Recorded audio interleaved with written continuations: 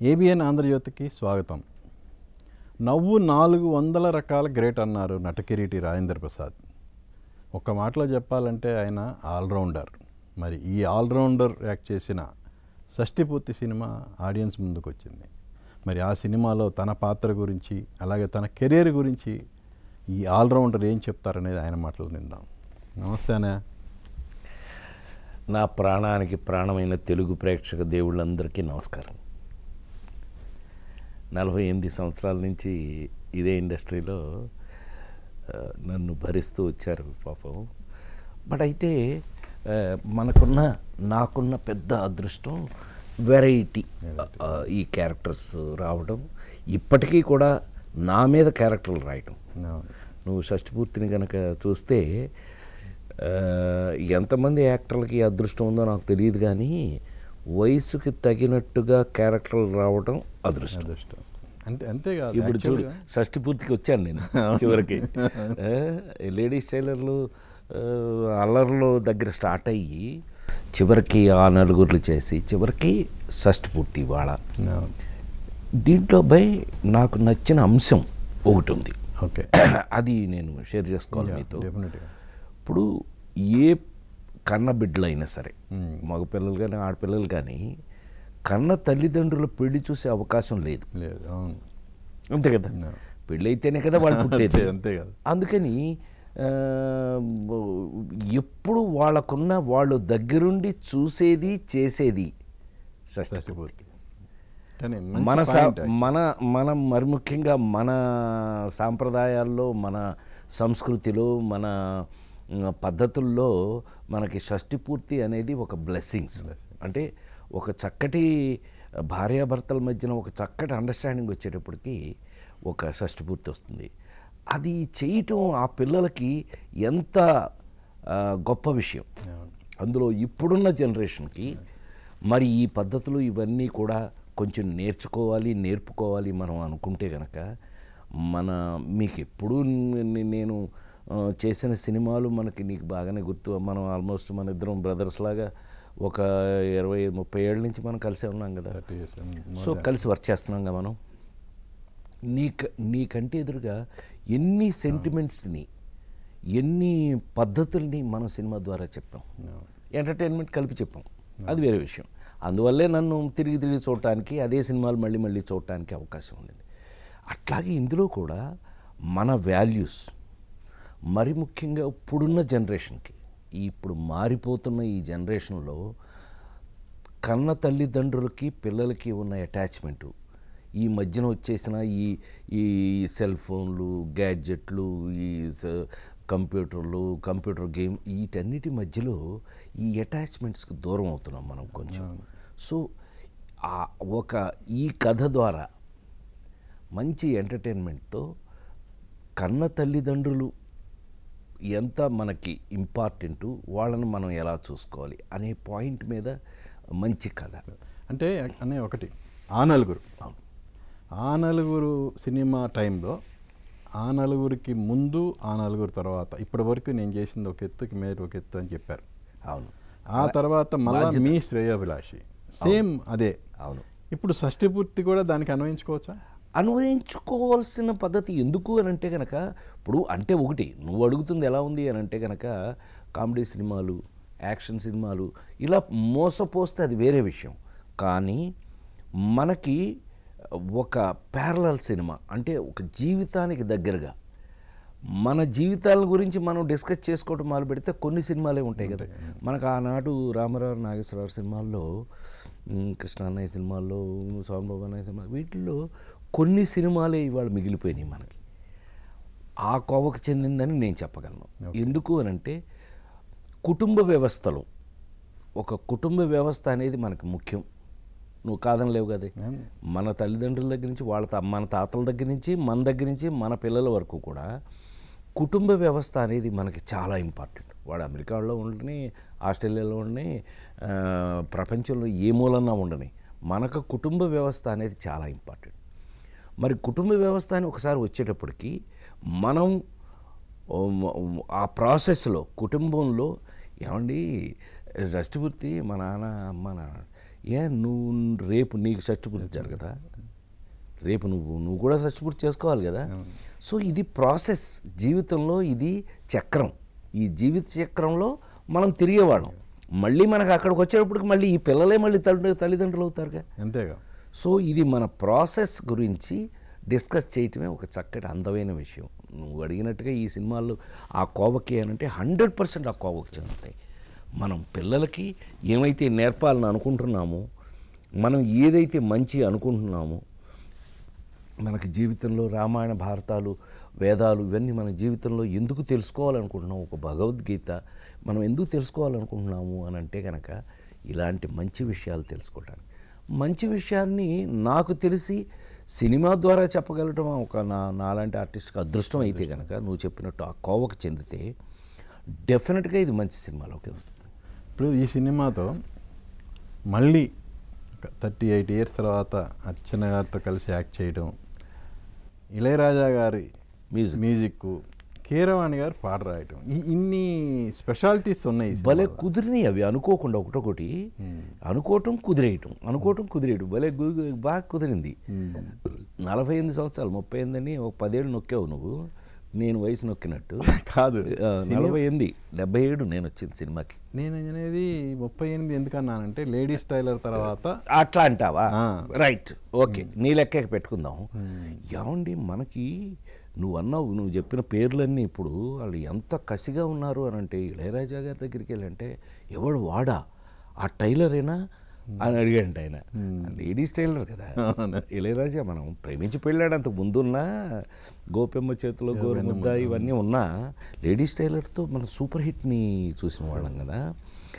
ఆయన ఇప్పటికీ అలాగే ఉన్నాడు. సుబ్బు నువ్వు నమ్మాలి, ఆయనకి వెళ్ళి ఇది చెప్తేనట, అరే షష్టి పూర్తా అప్పుడైనా 60వ కళ్యాణం 60వ కళ్యాణం కదా, బాగుంది గుడ్ కదా, వెరీ గుడ్, నేను చేస్తాను చూడండి అని. నీకు జీవితంలో మనకున్న అదృష్టం నీకు తెలుసు, మీరు ఎప్పుడు అంటుంటారు కదా, అన్నయ్య నీకు పెళ్ళికో పాట ఉంది. అట్లాగే వెళ్ళిపోయినప్పుడు ఏ విఐపి వెళ్ళిపోయినా కూడా ఆ నలుగురు పాట వేస్తారు. ఇవాళ షష్టిపూర్తి ఒక పాట ఉంది ఇందులో, ఆయన పౌరుషంగా చేశాడు. మరి ఇక మరి అది మీరు చూస్తే మీకే తెలుస్తుంది. షష్టిపూర్తిగా ఒక పాట మిగిలిపోయింది ఇవాళ ఇళయరాజా గారు చేయడం వల్ల మనకున్న అడ్వాంటేజ్. ఆయన ఒక్కడే కాదు, ఒక సెంటిమెంట్ మీద ఒక పాట కావాలి అంటే కీరవాణి ఆ పాట ఎలా రాశాడు చూడు. నువ్వు ఆ లైన్స్ చూస్తే గూస్ బంప్స్ వస్తాయి, అంటే ఒళ్ళు గగురు పొడుస్తుంది. మరి ఆయన ఎప్పటి నుంచి ఆలోచిస్తున్నాడో తెలియదు, ఒక రోజులో రాసిచ్చాడు. అయ్యో చాలా అదృష్టం అది నిజంగా. మంచి నువ్వు అన్నట్టు ఒక క్రీమ్ ఆఫ్ టెక్నీషియన్స్ ఇందులో వర్క్ చేయడం జరిగింది. అలాగే ఇప్పుడు 38 ఇయర్స్ తర్వాత మీ కాంబో అర్చన గారిది మీది. అవును. ఎలా అంటే ఇప్పుడు మనం ఇన్ని సంవత్సరాల తర్వాత కలుసుకున్నప్పుడు ఆ పాత సంగతులన్నీ నెమరు వేసుకుంటాం కదా, షూటింగ్లో మీ మధ్య ఎలాంటి సంభాషణ? ఇప్పుడు మెయిన్గా నాకున్న జబ్బు మీరందరూ నా షూటింగ్ల దగ్గరికి వస్తే చూసేది కూడా ఏంటంటే పనే కదా. మనం ఎప్పుడు పని. ఎందుకంటే ఆ మహానుభావుడు నందమూరి తారక రామారావు గారి శిష్యరికంలో మనం నేర్చుకున్నది ఏంటంటే పని చంపేస్తారు. అప్పుడు లేడీస్ టైలర్ చేసేటప్పుడు ఆ మూడ్ వేరు, ఒక మూడ్ ఉంటుంది అబ్బాయి. ఒక సినిమా చేసేటప్పుడు ఒక మూడ్ ఉంటుంది. లేడీస్ టైలర్ చేసేటప్పుడు డూ ఆర్ డై మన పరిస్థితి. అప్పుడు లేడీస్ టైలర్ ఆడకపోతే రాజేంద్ర ప్రసాద్ లేడు, మీ ముందు రాజేంద్ర ప్రసాద్ ఇవాళ లేడు. సో ఆ రోజున ఏంటి అంటే భయం. ఆ సినిమా ఎట్టి పరిస్థితుల్లోనూ బ్రహ్మాండంగా ఎట్లా దాన్ని ఎంత, అందులో కామెడీ బేస్డ్ తెలుగు సినిమాలో ఫస్ట్ టైము కేవలం కామెడీ మీద మాత్రమే సినిమా. ఆ చివరికి వచ్చేటప్పుడు చిన్న కళ్ళమండీలు తిరుగుతాయి. ఆ సినిమా భయం, అప్పుడు మిగతా ఏ మూడ్ కన్నా కూడా భయం ఎక్కువ ఉండేది. సో అలాంటిది చాలా గమ్మత్తు చెప్పాలి అని అంటే ఆ సినిమా తర్వాత అర్చన నేను ఇంతవరకు ఎప్పుడు కలుసుకోవాలా, ఆ తర్వాత ఇంకో సినిమా చేయలే. ఇన్ని సంవత్సరాలు మళ్ళీ మొన్న కలిస్తే ఈ సినిమా వర్క్ చేస్తుంటే ఆ అమ్మాయి ఏంటి సార్ ఇలా మనం కనీసం ఆ మధ్యలో ఆ అమ్మాయి ఎలా ఉందని చూడలేదు కూడా నేను. అమ్మాయి దాసి గీసి మంచి నేషనల్ అవార్డు అన్నీ చేసిన మంచి ఆర్టిస్ట్ అయిపోయింది. మనమేమో మన ట్రాక్లో మనం మన రన్నింగ్లో మనం ఉన్నాం. జనరంజకంగా మనం జనాలకి మీ అందరికీ దగ్గర అయిపోయాను నేను. అందుకే అంటుంటాను నేను, నాకు ఎవరో ఫ్యాన్స్ ఉండరండి, ఓన్లీ ఫ్యామిలీ మెంబర్స్. అలాగా నేను మీతో పాటు ఒక ఫ్యామిలీలో ఒక మెంబర్ని అయిపోయి వచ్చేసాను. చాలా గమ్మత్తుగా ఉండింది ఫీలింగ్, ఆ అమ్మాయి ఇన్ని సంవత్సరాల తర్వాత మళ్ళీ చూడటం. జనరల్గా ఈ టైప్ ఆఫ్ సినిమాలు చేయాలంటే ఒక ప్యాషన్ ఉండాలి ప్రొడ్యూసర్స్ పర్టికులర్ 100%. సో అతను ప్రొడ్యూసర్ కమ్ ఆర్టిస్ట్ రూపేష్. చాలా ఆశ్చర్యం వేసిన విషయం ఏంటంటే ఆ రూపేష్కి అయితే ఓ చిన్న అడ్వాంటేజ్ ఉంది అతనికి. ఆర్బి చౌదరి అని ప్రొడ్యూసరు 100 సినిమాల దాకా తీశాడు ఆయన సౌత్ ఇండియాలో. తమిళ, మలయాళం, తెలుగు, కన్నడ మొత్తం కలిపి 100 సినిమాలు తీశాడు ఆయన. వాళ్ళ కజిన్ బ్రదర్ ఇతను. సో సినిమాకి ఇతనికి కొంచెం లింక్ ఉంది. ఓకే, సినిమా మీద ఒక విధమైన అవగాహన ఉంది. కానీ ఈ కుర్రాడు టేస్ట్ చూసావుగా, ఈ టేస్ట్ అతను సెలెక్ట్ చేసుకున్న కథ, ఈ కథ విన్న తర్వాత అమ్మమ్మ ఇదే చేయాలి, నేనే చేయాలి, మరి హీరో అది ఇది అని చెప్పి నా మీద ఉన్న గౌరవంతో ఈ పవన్ డైరెక్టరు అతను మరి ముఖ్యంగా చైతన్య ప్రసాద్, నీకు ఐడియా ఉంది కదా, ఆ నలుగురు పాటలు రాసిన చైతన్య ప్రసాద్ మెయిన్గా వీళ్ళ ముగ్గురు కలిపి నా దగ్గరికి వచ్చారు. అన్నయ్య ఇది మీరే చేయాలి ఇట్లా అని అంటే, నేనన్నా కదా అని అనుకుంటే మరి మన బాధ్యత అయింది. మళ్ళీ ఈ మంచి క్యారెక్టర్ అంటే ఏ నటుడికైనా మనం జీవితంలో పెద్ద ఆయన అనేవారు ఎప్పుడు కూడా రామారావు. ప్రసాద్ ఏమండి, మనం గుర్తుండాలంటే మనం కాదు, మన పాత్రలే గుర్తుంటాయి. సో అలాంటి పాత్రలు గుర్తుండాలి అని అంటే కనుక అందులో ఒకటి సత్యమూర్తి అని చెప్పుకోవచ్చు. 100% పాత్రలనే అంతేగా. నువ్వు ఇప్పుడు ఆ నలుగురు చూస్తూ మీరంతా ఏమనేవాళ్ళు, మీరే అనేవాళ్ళు, అన్నా రాజేంద్ర ప్రసాద్ ఎవరన్నా, రఘురామ్ అనేవాళ్ళు మీరు. సో అంటే ఏంటనమాట, మనం గుర్తులేము ఆ క్యారెక్టర్. అట్లాంటిదే ఇందులో దివాకరం క్యారెక్టర్ కూడా. వీడు ఎలా ఇద్దరు ప్రేమించి మళ్ళీ సైకిల్ అది చూసావుగా, ఇది చూసుంటావుగా నువ్వు, ట్రైలర్ చూసుంటావు కదా, సైకిల్ మళ్ళీ బెల్ బాటమ్ ప్యాంటు, మన గోల మనదే. అలాంటిది ఆ లవ్ నుంచి వీళ్ళు ఒక బిడ్డ పుడితే వీళ్ళిద్దరికీ ఉన్న స్ట్రగుల్ ఆ బిడ్డ మీద ఎలా, మన కుటుంబ వ్యవస్థ మీరు డెఫినెట్గా ఎంజాయ్ చేస్తారు, మీరు సొంతంగా ఫీల్ అవుతారు. చూసే ప్రతి ఒక్కళ్ళు కూడా షష్టిపూర్తి సినిమా చూస్తే వాళ్ళ సొంతం చేసుకుంటారు, చూస్తారు. అంటే 3 కాలాలు, 6 ఋతువులు, దశాబ్దాల ప్రయాణం, తెలుగు వారందరినీ అలరిస్తూనే ఉన్నారు. ముందు హీరోగా నవ్వించారు మీ నవ్వులతో, ఇప్పుడు క్యారెక్టర్స్తో. ఈ జర్నీ మీరు అన్నట్టు 48 years జర్నీ ఒక్కసారి వెనక్కి తిరిగి చూసుకుంటే ఏమనిపిస్తుంది? మనమేనా అనిపిస్తుంది ఒక్కోసారి ఈ 48 సంవత్సరాలు ఎంత తొందరగా అయిపోయింది ఏంటి అనిపిస్తుంది ఒక్కోసారి. అంటే కంటిన్యూస్గా పనిచేయటం వల్ల ఆ గ్యాప్ తెలియలా పెద్దగా. నాకు ఎప్పుడు గ్యాప్ రాలేదుగా, ఇప్పటి వరకు లేదు. మరి నాకు తెలిసి ఒక సంవత్సరం సినిమా లేదు మీకు? లేదు, సంవత్సరం లేకుండా నేను ఎక్కడ ఉన్నాను? అందరూ క్రికెట్లు ఆడుకుంటుంటే నేనే కదా సినిమా చేసింది అప్పుడు. అయ్యో చూడ, అందుకని అంత గ్యాప్ నాకు లేదు, నాకెప్పుడు లేదు. సో ఆ తర్వాత మనం క్షేమంగా వెళ్ళి లాభంగా రెండు చేస్తాం, 2 నెలలకు 3 నెలలకు మనం స్టార్ట్ అయిపోయి మనం కొట్టేసాం. సో పెద్ద గ్యాప్ లేదు నాకు. గమ్మత్తు అనిపిస్తుంది ఏంటంటే, మరి కంటిన్యూస్గా పనిచేయటం వల్ల ఏంటో నాకు తెలియదు, కానీ ఇంత చేసా ఎప్పుడు అనిపించట్లా. ఫాట్ జీవిత చక్రం అలా తిరిగిపోతానే ఉంది మనకి. సో అందుకని నాకు ప్రత్యేకంగా అనిపించేది అంటూ ఏమీ లేదు.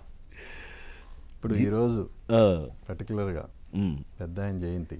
అవును, నా జీవితంలో ఎప్పుడు నేను ఈ మధ్య ఎక్కువ చెప్తున్నది ఏంటి తెలుసా, ప్రతి మనిషి జీవితంలో, మీ అందరి జీవితాల్లో తల్లి, తండ్రి, గురువు, దైవం నలుగురు ఉంటారు.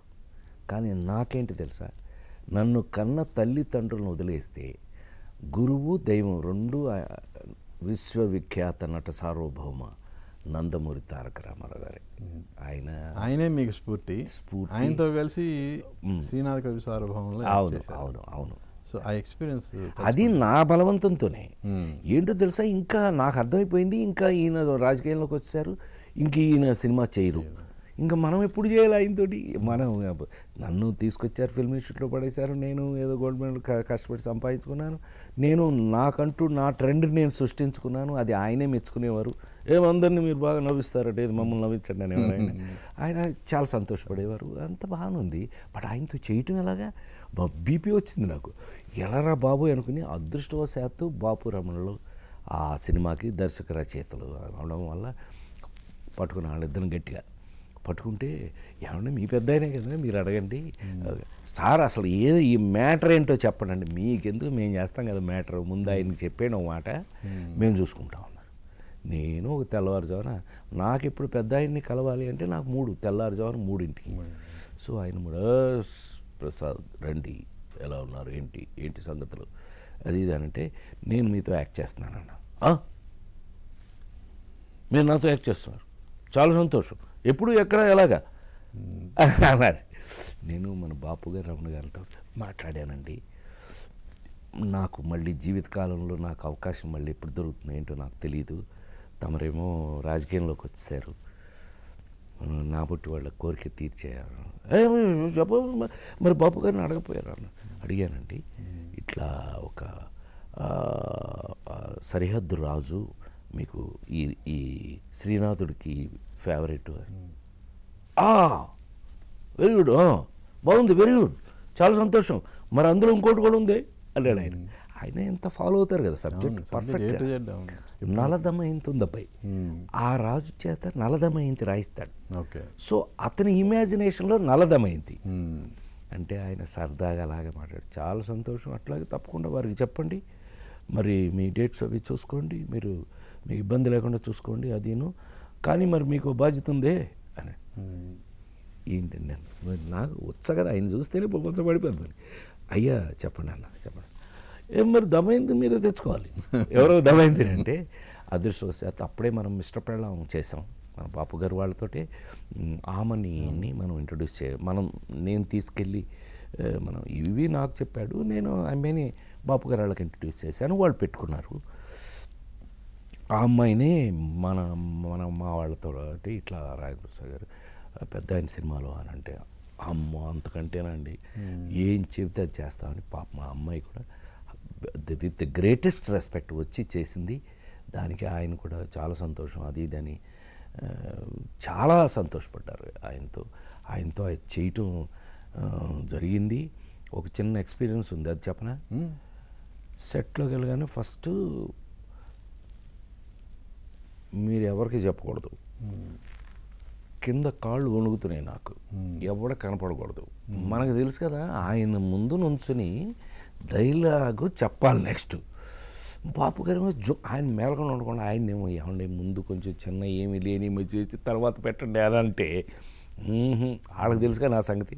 అప్పటికే మిస్టర్ పెళ్లి పుస్తకం మిస్టర్ పెళ్ళం చేసి ఉన్నాం, ఇంకా నా మీద ఎలా ఉంటుంది వాళ్ళకి సొంత కంపెనీలో పైగా పెట్టేశారు. 4 లైన్ డైలాగు అని మొత్తం మీద ఆయన చెప్పేయడానికి ప్రయత్నం చేసి చెప్పేస్తాను సుబ్బారావు. చెప్పేస్తే 1 more అని, ఆయన అంత పెద్ద దర్శకుడు కదండి ఆయన. రామారావు ఎంత పెద్ద డైరెక్టర్ అండి ఆయన, India's number 1 screen play writer ఆయన. అలాంటిది బాపు గారిని విత్ యువర్ పర్మిషన్ మేము మా ప్రసాద్ గారికి మేము ఒక విషయం చెప్పొచ్చా అంటే, ఎంత మాట అన్నారు సార్, అతని అదృష్టం, మీరు చెప్పండి సార్, మీరు ఏం చెప్పదలుచుకున్నారు చెప్పండి అంటే, ఆయన వచ్చి నేను ఇలా నిలబడున్నా, వీపు మీద పటామని కొట్టారు. ఇలా అన్నా, అది ఏం రాజేంద్ర ప్రసాద్ గారిలో నుంచున్నారు, మీరు రాజు, మేము రచయితలు, ఆఫ్టర్ ఆల్ మేము ఆమె రైటర్, మీరు ఫ్యాన్ అయితే ఉండొచ్చు, బట్ మీరు అలా ఇలా వంగకూడదు, బ్రైట్ అనమాట. ఇంకా మనకి ఏదో చదువుకున్న ఎడ్యుకేటెడ్ యాక్టర్నే, నేను ఫిల్మ్ ఇన్స్టిట్యూట్ చదువుకునే వచ్చాం కదా, ఇంకా అని చెప్పి అనేటప్పుడు ఎస్ గుడ్, వెరీ గుడ్ అని. మహానుభావులతో చేస్తే ఎట్లా ఉంటుంది నీకు అర్థమైంది కదా. ఇదో గొప్ప ఎక్స్పీరియన్స్ నాకు. అది ఎంతమందికి చెప్పానో తర్వాత నేను అది అని అంటే, మన కైరాగంధ్ర వీళ్ళందరూ అయితే నాకు పడిందరా పెద్ద ఆయన దగ్గర ఏంట్రా ఆయన దగ్గర చేయటం అంత ఈజీయా అది ఇది అంటే, అంటే అంత కీన్గా ఉంది observation. What a great legends, the meaning of a legend. ఆయన ప్రతి మూమెంట్లోనూ ఒక్క విషయం ఈ సందర్భంగా చెప్తాం, ఇవాళ ఆయన గుర్తు చేసుకుంటూ మహానుభావుడు ఎంతటి నటుడు సుబ్బారావు. ఆయన కృష్ణుడు ఆయనే, దుర్యోధనుడు ఆయన. ఏంటి అసలు వాడి క్యారెక్టరైజేషన్ అంటే, వీడి క్యారెక్టరైజేషన్ ఏంటండి? ఆయన భగవంతుడు. ఆయన ఒక పర్టికులర్గా ఒక అద్భుతమైన లాఫ్ మెయింటైన్ చేసేవాళ్ళు ఫేస్ మీద. ఎక్కువ ఉండదు, తక్కువ ఉండదు. కానీ చిన్మయానంద స్వామి, మీరు తిరుమలకి వెళ్ళండి, తిరుమలలో వెంకటేశ్వర స్వామి ఎలా ఉంటారు, అది మెయింటైన్ చేసేవారు ఆయన. అలాంటిది ఒక పక్క దుర్యోధనుడు చేయాలంటే ఆయన దర్శకత్వం. శ్రీకృష్ణ పాండవీయం నీకు గుర్తుందో లేదు, పాండవీయంలో దుర్యోధనుడు వేస్తూ ఆయన అట్లా ఐబ్రో ఇలా పైకెత్తి ఫేస్ మీద ఏ యాక్టర్ అయినా సరే, ప్రపంచంలో నెంబర్ 1 యాక్టర్ కదా ఆయన.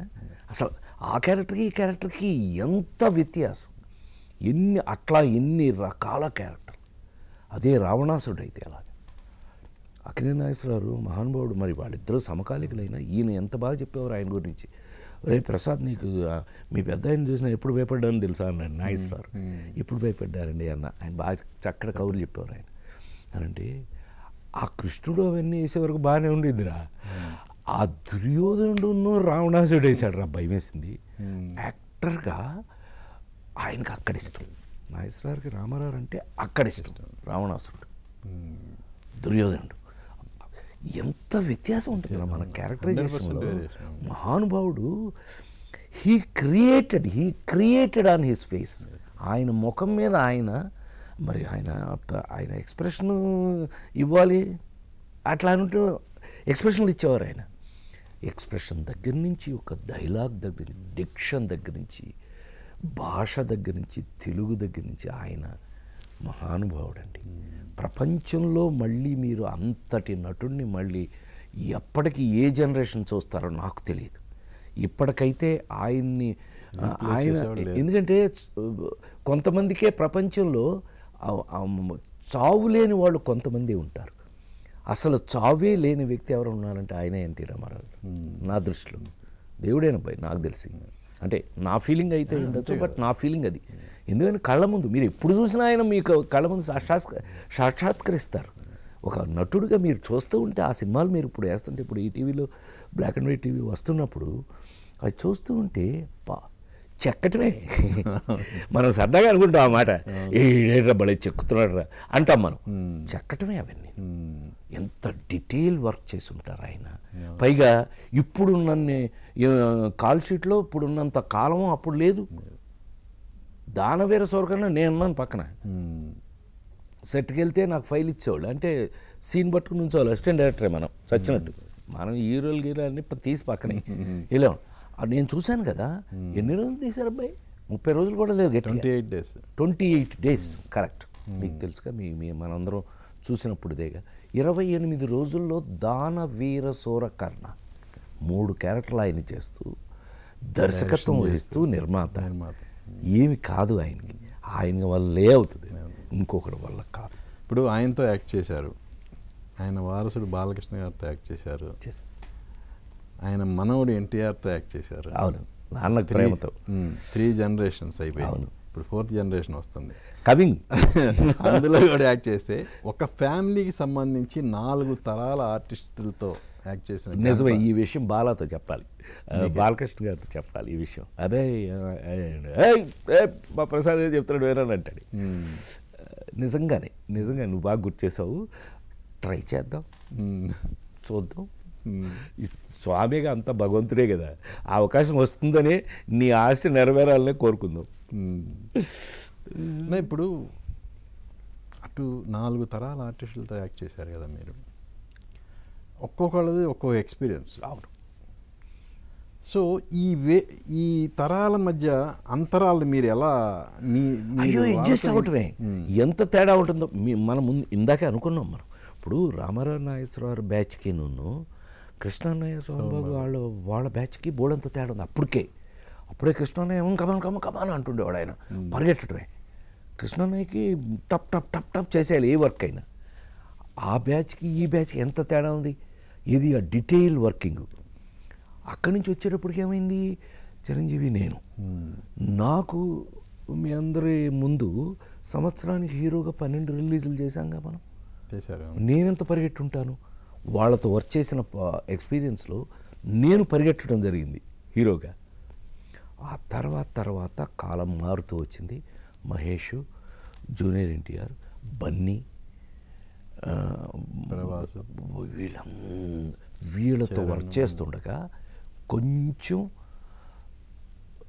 వర్కే కానీ కొంత రిలాక్సింగ్ పొజిషను, కొంచెం మార్పులు చేర్పులు ఇవాళకి అలా మారుతూ వస్తున్నాయి.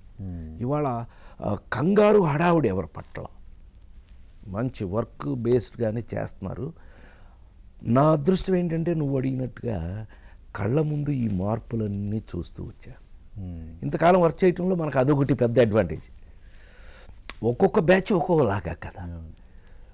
ఇప్పుడు ఇవాళ మాకు ఎవరి బస్సు ఆడుకుంది అటు ఊరికే సరదాగా చెప్పుకుంటే నేను వస్తే, కానీ ఆ కల్చర్ వల్ల ఆర్టిస్టుల మధ్య ఇంటిమసీ తగ్గిపోవట్లా. నిజమే, నీ బొట్టాళ్ళు 100% నువ్వు అన్నది నిజం, నేను ఒప్పుకుంటున్నా.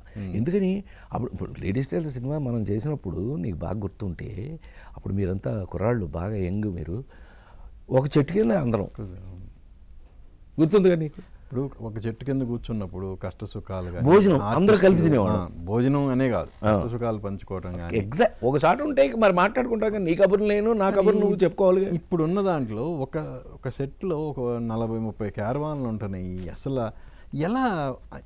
నిజమే, ఈ అటాచ్మెంట్స్ తగ్గిన మాట నేను ఒప్పుకుంటున్నా. ఎవరు ఒప్పుకోవే నాకు తెలియదు, కానీ ఒకళ్ళకి మధ్యన ఆ బాండేజెస్, ఒకళ్ళ కష్ట సుఖాల గురించి ఒకళ్ళు మాట్లాడుకుంటేనే కదా తెలిసేది ఎవరైనా.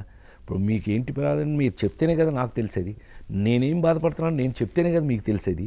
సో ఒకళ్ళకొకళ్ళు చెప్పుకోవటాలు లేవు అబ్బాయి. ఇప్పుడు ఏదో షార్ట్ అయిపోయిందా, ఎవరికి వారు ఏమైనా తీరేలాగా ఈ సెల్ ఫోన్లో పనిమాలిన సెల్ ఫోన్ ఒకటి, తర్వాత ఎవరి బాధ్యతలు వాళ్ళవి. నిజమే, అటాచ్మెంట్స్ పోయినాయి అబ్బాయి, కొంచెం అటాచ్మెంట్స్ తగ్గినాయి అనే చెప్పాలి. ఏమో మరి ఈ జనరేషన్ అట్లా ఇష్టపడుతున్నారు. నాకున్న అదృష్టం ఏంటా అంటే, ఏ జనరేషన్ ఎవరికి ఎలా కావాలో, నేను రామారావుకి నాగేశ్వరరావుకి నేను చెప్పిన కబుర్లు, కృష్ణన్నకి స్వామికి సంకలో దూరి నేను చెప్పిన కబుర్లు ఎవడో చెప్పుండడు. నా అంత అదృష్టం అప్పుడు వాళ్ళతోటి కుదిరింది. ఇప్పుడు కూడా నేను ఒక్క మాట గుండె మీద చేయొచ్చు చెప్పగలను, ఎవరు నన్ను వదిలిపెట్టి ఎవరు పోరు. నేను కూర్చున్నానంటే అక్కడ ఇప్పటి వరకు అందరు హీరోలు కూడా పక్కన కుర్చీ వేసుకుని కూర్చుంటారు. ఇంకా మహేష్, ఇక మన తారక్, బన్నీ వాళ్ళు అయితే నా మీద జోకులు నా మీద. ఏముంది మీ దగ్గర తినడానికి అంటే, నేను బాగా చిరుతిండి పిచ్చోండి అని తెలుసు వీళ్ళందరికీ. సో అది ఉన్నది నలుగురు షేర్ చేసుకోవటం. నా వరకు నేను అదృష్టంగానే ఉన్నాను అబ్బాయి, హ్యాపీ. ఇప్పుడు మంచు పల్లకిలో మీకు గుర్తుందా డైలాగ్ ఒకటి, నేను ఎన్టీఆర్ లాగా చేయగలను, నాగేశ్వరరావు గారి లాగా చేయగలను, కృష్ణ గారి లాగా చేయగలను అని ఒక డైలాగ్. అవును, అంటే అది మీ అంతటి మీరు చెప్పిందా లేదా మనం వాళ్ళు రాసిన డైలాగే, నేను రాసిన డైలాగ్ కాదు అది. మరి వంశీకి నా మీద ఉన్నటువంటి నమ్మకం లాంటి. మీకు ఆ సినిమాకి వంశీ కదా డైరెక్టర్, చిరంజీవి గారు, నారాయణరావు, సాయి చందు, తర్వాత ఆడు కన్నడ యాక్టర్, వాడు, నేను, ఐదుగురం చేస్తున్నప్పుడు నా మీద వంశీకి ఉన్న యాంగిల్ ఏంటి అంటే, అప్పటికే మేము డబ్బింగ్లో కలిసాం. వంశీ నేను సంగీతం శ్రీనివాసరావుకి అసిస్టెంట్గా చేసేవారు. అప్పుడు వంశీ చేస్తుంటే గుడిగంటల మోగే అనే సినిమాకి ఆ హీరోకి నేను డబ్బింగ్ చెప్పినప్పుడు నాలో ఉన్న మరి ఏం చూశాడు అతను, ఆ వర్సటాలిటీ. ఒరిజినల్గా చెప్పావుగా, డబ్బింగ్లో నాకు మంచి పేరు తెలుసు, కానీ ఒరిజినల్గా వాయిస్ లాగా చెప్తాను. హైదరాబాద్ మద్రాసులో డబ్బింగ్ డబ్బులతో అసలు భోజనం లేనప్పుడు నా భోజనం పెట్టింది డబ్బింగ్. సో అతనికి నమ్మకంతో ఈ డైలాగులు రాయించాడు తను. అది రాబోయే కాలంలో ఇంత దూరం తీసుకెళ్తుందని అతను ఊహించుండడు. అప్పుడు నువ్వు భలే గుర్తు చేసుకున్నావు, అప్పటివాడు కదా నువ్వు. మరి అదే వంశీ మీకు ఒక స్టార్డమ్ తెచ్చారు, హీరోని చేశాడు. నన్ను హీరో చేయడానికి చాలా గమ్మత్తుగా ఒప్పుకోలే ముందు వాళ్ళు. నా ఫస్ట్ ఫోటోలు చూపిస్తే ప్రేమించు పెళ్ళాడికి రామోజీరావు ఆ ప్యానల్ అంతా, ఈ కుర్రాడు విలన్లా ఉన్నాడు, ఈ కుర్రాడు ఇట్లా కర్లీ హెయిర్, ఇంత పెద్ద జుట్టు, సన్నగా ఉండేవాడు కదా. అని రిజెక్టెడ్ అండి. మద్రాసుకు వచ్చి మా అందరి ఫ్రెండ్ సత్యం అని స్టిల్ ఫోటోగ్రాఫర్ సత్యం ఉండేవాడు, వాడింట్లో నాకు ప్రత్యేకంగా విగ్గు చేయించి, సాఫ్ట్గా విగ్గు చేయించి, ఇంత పెద్ద ఒక సోడబుడ్డి కళ్ళదాలు పెట్టించి ఇట్లా ఫుల్ నవ్వుతో పెద్ద ఫోటో తీసి 5-6 ఫోటోలని ఇంత పెద్ద ప్రింట్లు వేయించి పట్టుకెళ్ళి నెక్స్ట్ డే మార్నింగ్ అదే ప్యానల్కి చూపించాడు. ఈ కుర్రాడు ఎవడో ఇన్నోసెంట్గా భలే ఉన్నాడే, ఈ కుర్రాడు బాగుంటాడు అన్నారు అందరూ. Thank you very much sir అని లేచి, అతను వద్దు ఇతనే అని అన్నాడు. సారీ సార్, అతనే ఇతను అనేసాడు. ఆ తర్వాత ఇక నువ్వు ప్రేమించి పెళ్ళాడు చూసావు, మీరందరూ కమెంట్ చేసేవాడు కదా ఏం సాంగ్స్ దాంట్లో. తర్వాత లేడీ స్టైల్, అక్కడి నుంచి వంశీ నా జర్నీ ఏప్రిల్ 1 విడుదల, చెట్టు కింద ప్లేటర్, మీ జర్నీ చూశారుగా మీరు. సో ఇద్దరం కలిపి వర్క్ చేసే అవకాశం కుదిరింది, అలాగే పనిచేసాం కూడా. మాకంటూ ఒక ట్రెండ్ని గమ్మత్తుగా స్టార్ట్ టు ఎండ్ లాఫ్టర్ని ఎలా మెయింటైన్ చేసావు నువ్వు చూసావు. మంచి వర్క్ చేసుకునే అవకాశం దొరికింది. ఇప్పుడు వంశీ మీ ఇద్దరి మధ్య అండర్స్టాండింగ్ తెలియదు కాదు, ఎప్పుడన్నా మీ ఇద్దరి మధ్య క్లాష్ వచ్చిందా? అసలు ప్రతి షాట్కి కొట్టుకునేవాడు. అవునా? షాట్కి కొట్టుకోవటమే. ఏంటి అని అంటే తను ఒకలాగా చెప్పాడు, నేను అదే వర్క్ సంబంధం పర్సనల్. అసలు నీకు అసలు ఆశ్చర్యపోతారు మీరు, వంశీ ఇంటికి నేను ఎప్పుడల్లా మా ఇంటికి వంశీ ఇప్పుడు రాలి, అంత గమ్మత్తుగా ఉంటుంది. అతను ఒక అటాచ్మెంట్, అదొక టైప్ ఆఫ్ క్యారెక్టర్. అతను ఊరికే మీద పడిపోయి ఎఫెక్షన్స్ అదంతా ఉండదు, ఉన్నదేదో మనసులో పెట్టుకుంటాడు, పనులు చూపిస్తాడు తప్పితే అలాంటిది అటాచ్మెంట్ లేదు.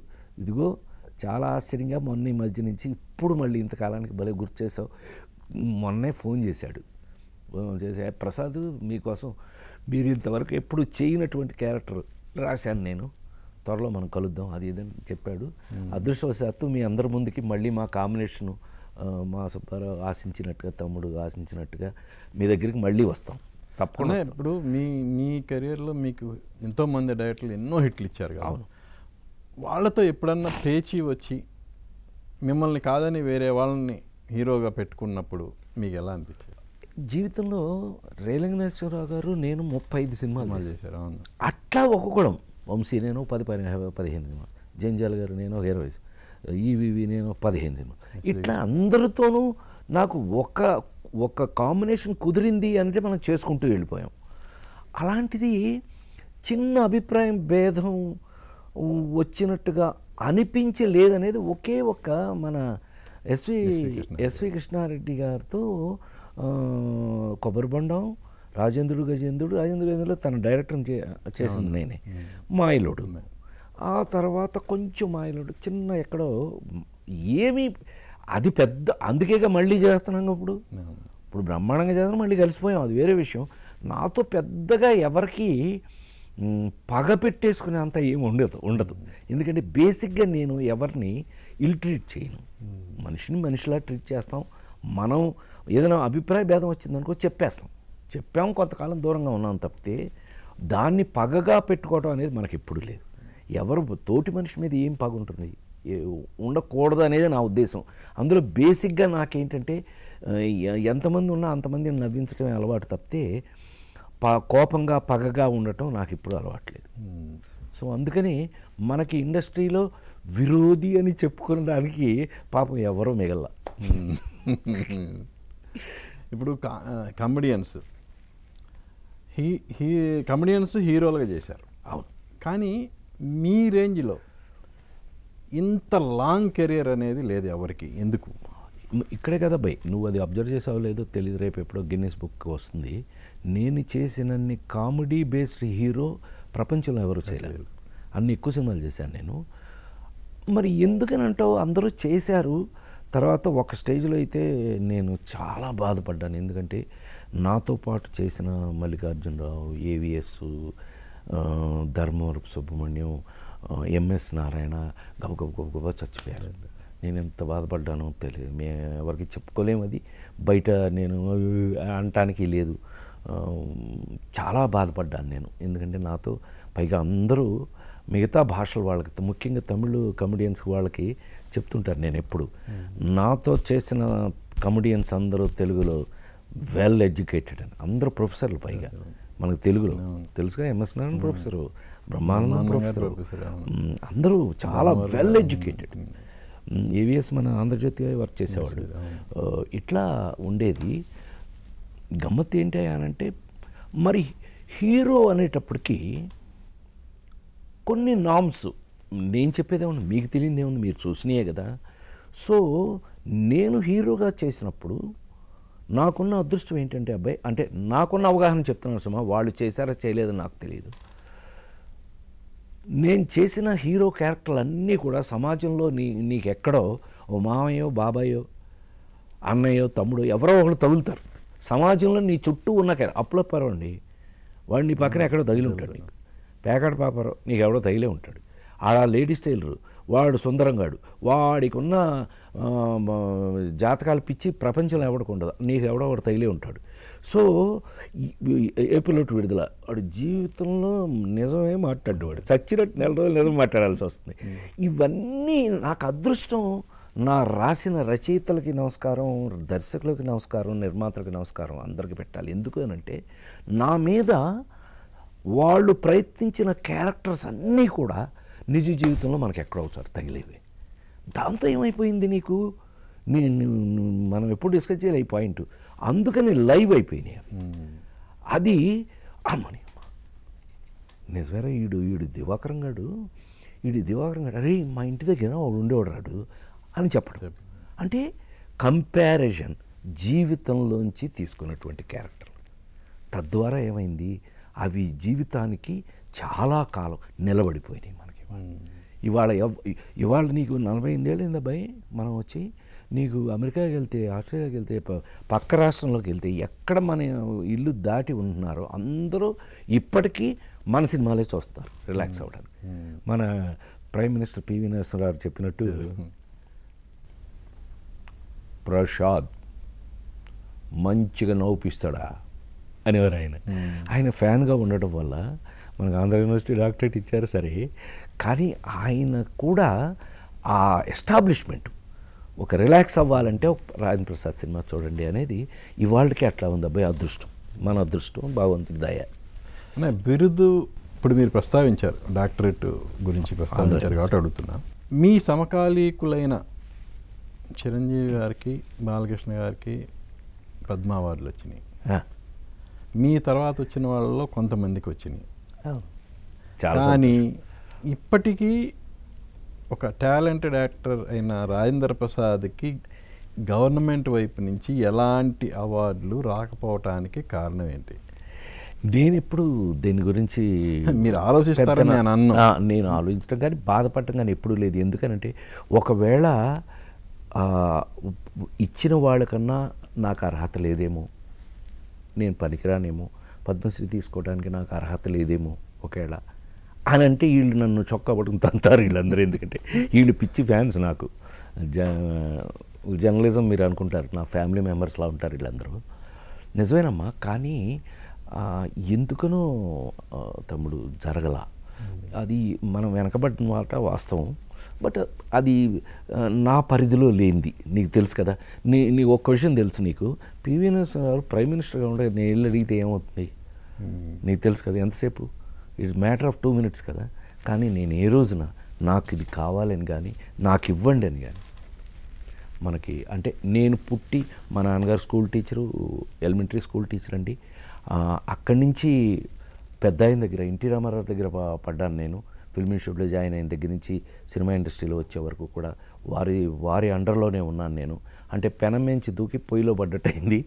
అయినా ఏ రోజున కూడా స్వాభిమానాన్ని వదిలేసి ఎప్పటికీ కూడా అలాంటివి మనం మీరిస్తే తీసుకోవాలి, తల వంచుకొని తీసుకోవాలి, అంతే తప్పితే ఏంటి నాకది నాకే అని లేదు. అందుకని ఊరికే మీ ఫీల్ అవ్వకుండా ఊరికే ఏముంది, భగవంతుడు అంత చూద్దాం. మీ ఫ్యాన్స్ ఎక్కువగా ఫీల్ అయిన 100% మా దృష్టికి వచ్చింది కాబట్టి అడిగా. చాలా ఆశ్చర్యపోతావు, ఎక్కడ అనకు ఐఏఎస్ ఐపీఎస్లు ఏంటండి రాజేంద్ర ప్రసాద్ గారు మీకు పద్మశ్రీ లేదా, అదేంటండి అన్నవాళ్ళు ఎంతమంది ఉన్నారో ఆశ్చర్యపోతావు చెప్తా.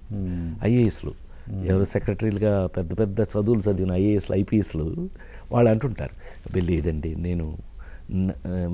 నాకు ఇచ్చే నాకు అంత అర్హత లేదేమో అనమాట.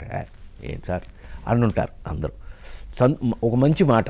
ఇంకోటి సార్, ఇప్పుడు మీ చిరంజీవి గారు కానీ బాలకృష్ణ గారు కానీ అప్పటి నుంచి ఇప్పటి వరకు స్టిల్ దే ఆర్ అంటే ఒక స్టార్డమ్ని ఎంజాయ్ చేస్తున్నారు. అవును అవును. సో ఆయనతో పాటు జర్నీ చేసిన మీరు కానీ తర్వాత వచ్చిన వాళ్ళు కానీ క్యారెక్టర్ ఆర్టిస్టులుగా మారటము లేదంటే సైడ్ యాక్టర్లుగా చేయటము చేస్తున్నారు. సో దీన్ని ఎలా చూస్తారు? సో వాళ్ళిద్దరి గురించి చెప్పాలంటే ఏం చెప్తారు? ఏమండి, ఎవరికైనా ఊరికే స్టార్డమ్ ఉంటుందా? నేను అట్లా ఎవడన్నా అంటే చచ్చినా ఒప్పుకోనండి. ఈ రోజుకి మీరు చూడండి, చిరంజీవి గారు సినిమా అంటే ఎంత కమోషన్ ఉంటుంది చూడండి. బాలయ్య సినిమా అంటే బాల అఖండ చూసావా నువ్వు? నాకు అఖండ భలే ఇష్టం. చెప్తున్నా అంటే అలా చెయ్యాలి అంటే బాలయ్య, మళ్ళీ ఇంకోళ్ళ వల్ల కాదండి అది. సో తనకంటూ తన స్టైల్ని తను పెట్టుకున్నాడు. ఇవాళ తను ఇంకా నిలబడ్డా సార్. ఎవరికి చిరంజీవి నేను కూర్చున్నప్పుడు ఎప్పుడైనా అనుకుంటూ ఉంటాం, ఎవరికి ఊరికే రాదు పొజిషన్. నువ్వు కష్టపడితేనో నీకంటూ ఒక ప్రత్యేకమైన గుర్తింపు ఉంటేనో తప్పితే ఊరికే ఎవరికి రాదు స్టార్డమ్ కానీ ఇది కానీ. వాళ్ళు నిజంగా ఇంకా నిలబడగలిగి ఇంత కాలానికి నిజంగానే నువ్వు అన్నట్టు ఆ స్టార్డమ్ మెయింటైన్ అవుతుంది అని అంటే కనుక అది వాళ్ళలో ఉన్న ప్రత్యేకత. నాకు తెలుసు కానీ నాకు సినిమా ఇండస్ట్రీలో ఉన్న ఏకైక ఫ్రెండ్ చిరంజీవి. సరే బాల మహానుభావుడు కొడుకు. రాజేంద్ర ప్రసాద్ పక్కన యాక్ట్ చేస్తే అంటే ఇంతకుముందు చంద్రమోహన్ గారికి ఉండేది అది. సో ఆ తర్వాత మళ్ళా మీకు ఆయన సినిమాలో హీరోయిన్ చేస్తే మనకి స్టార్డమ్ వస్తుంది ఆటోమేటిక్. అవును. సో మనతో కూడా 32 మంది చేశారు అబ్బాయి. ఏది పెద్ద హీరోయిన్లు అయిన వాళ్ళు 32 మంది హీరోయిన్లు మనం ఇంట్రడ్యూస్ అంటే నేను ఇంట్రడ్యూస్ చేసి అంత ఎక్కడ ఉంది, స్వామి అవకాశం ఇవ్వడం తప్పితే నేను కేవలం